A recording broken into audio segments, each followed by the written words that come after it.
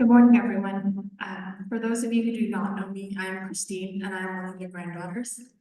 I would like to remind you all that even though we have a Juno nominee amongst us, I am the favorite. All jokes aside, I would first like to thank you all for coming here today to remember our dear Lola.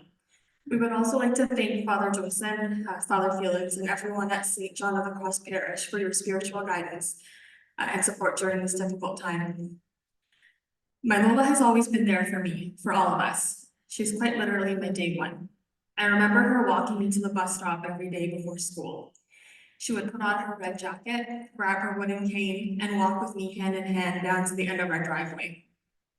I remember one particular morning when I was in kindergarten. The driveway was covered with ice and we both fell, still holding hands, and slid all the way down into the street. Long afterwards, even after I graduated from university and moved away, she would always ask me if I remembered this day, and I always have. I remember the feeling of her soft, wrinkled hands against mine. As a child, I used to ask her why her fingers were so crooked. I know now that her weathered hands were a sign of hard life. She raised 8 children and worked hard to provide for them when she had been widowed at an early age. She came to Canada in the 80s and continued to work hard, caring for us, ensuring we were all well fed and cared for as our parents had to go to work. As Lola got older and more frail, she began to rely more on us to return the favor. I would like to especially recognize my cousin April, and most especially my Auntie Tata, who gave so much of her time, energy, and selfless love to caring for my Lola, especially in these final years. She doesn't have much, but she was a kind, caring, and dutiful daughter, which in my book is worth much more than gold. My Lola was a constant source of support for me, as I'm sure she was to many others. She had a beautiful singing voice and would often sing me songs to comfort me when I was sad. When I was around 8 or 9 years old, Lola moved out of our house and I was pretty upset. She sang me a song as we sat by the piano and told me that if I was missing her, I could just call her on the phone and we could sing this song together. I called her often to sing this song with her, but as time and life moved on, the song became a distant memory. On that last night in the hospital, as I sat by her bedside, the melody came back to me.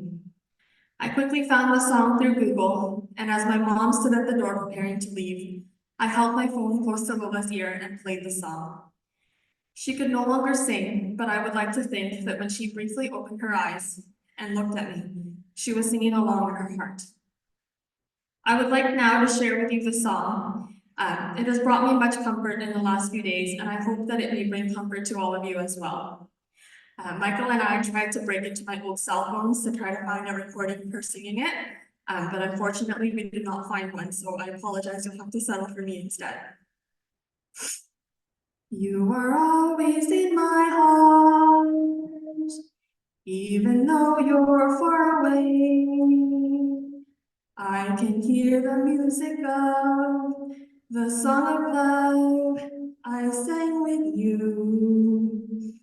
You are always in my heart, and when skies above are gray, I remember that you care, and then the sun breaks through.